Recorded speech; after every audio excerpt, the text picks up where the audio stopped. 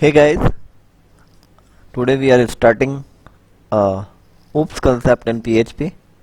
कह सकते हैं एडवांस PHP है। OOPS PHP के अंदर बहुत ही आसान है, सरल है और हम इसको स्टार्ट करते हैं। चलो OOPS पढ़ते हैं।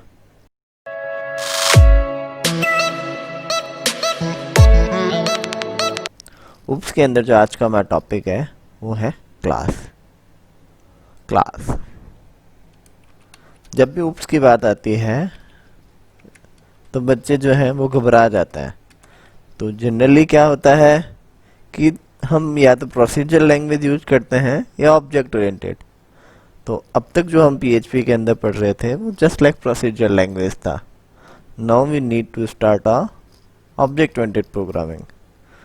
ऑब्जेक्ट ओरिएंटेड प्रोग्रामिंग एक्चुअली हमारे वर्कलोड को इजी वे में हैंडल करवा सकती है, जो हम MVC में देखेंगे।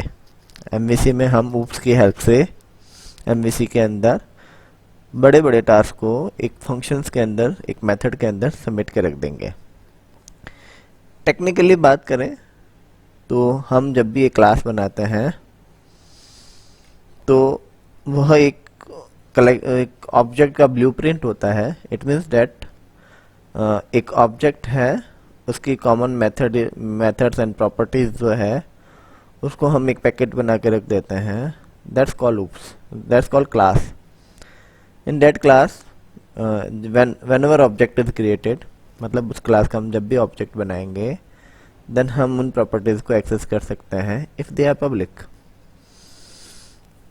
तो object is just like a variable, not exactly variable. Object समझने के लिए आप फ्रेशर्स हो तो जब भी हम ऑब्जेक्ट की बात करते हैं तो object are just like a variable in technical term, just like, not exactly.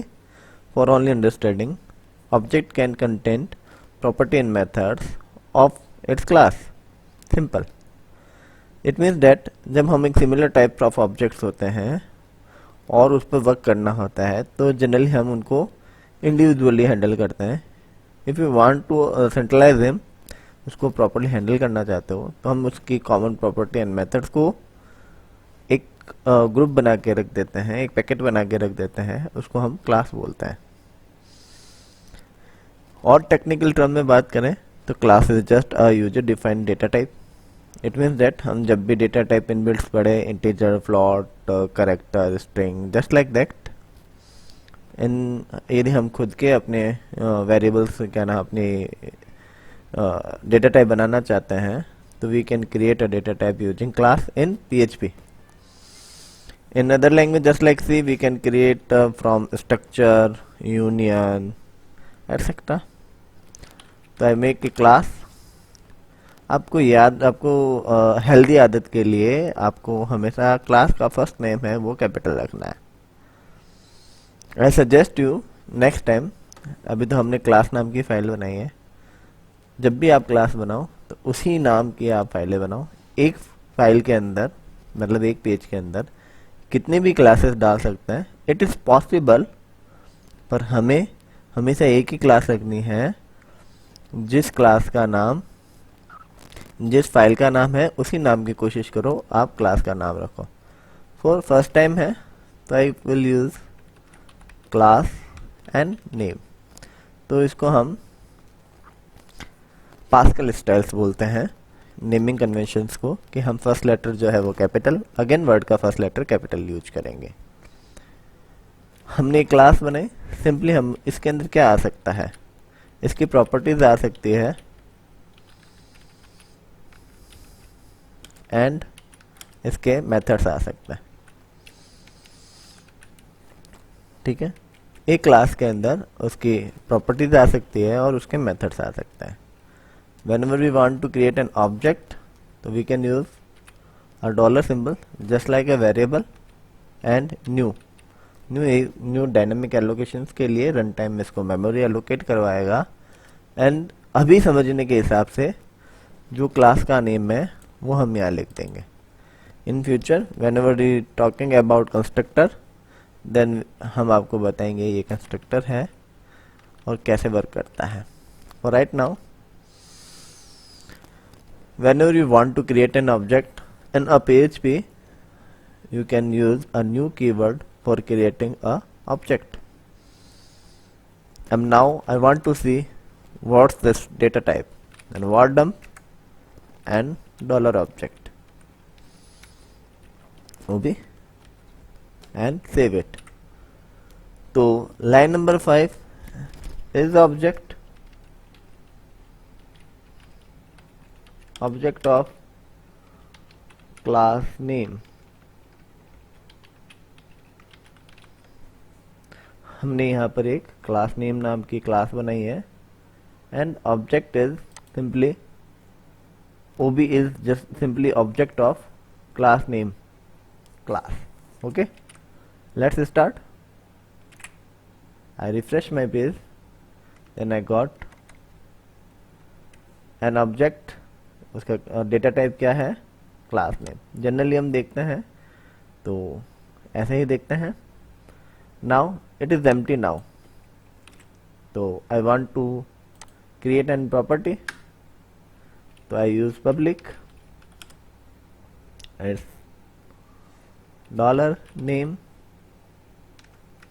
या dollar string.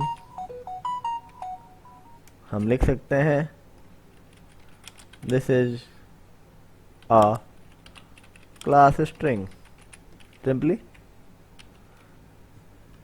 and now I want to see what's object contained. Object containing string math property, and string is total containing 22 characters, and string is this is a class string. I can also make another variable, just example name. It's my name, Rajesh. Now I can see that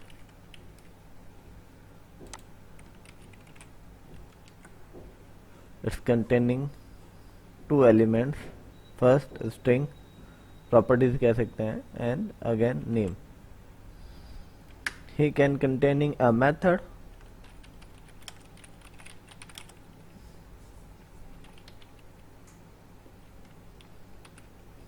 It's camel style, and I want to echo dollar this string